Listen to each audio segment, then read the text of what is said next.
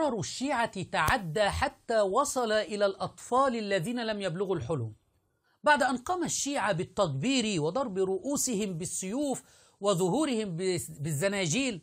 قاموا بفعل هذه الأمور مع الأطفال.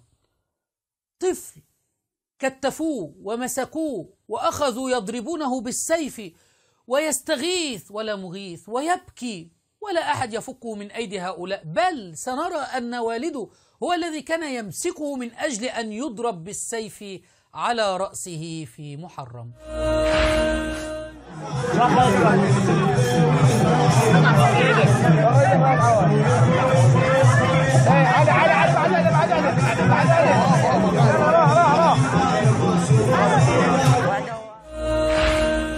حتى الأطفال لم يسلموا من هذه الشعائر، شعائر حسينية أم وساوس شيطانية.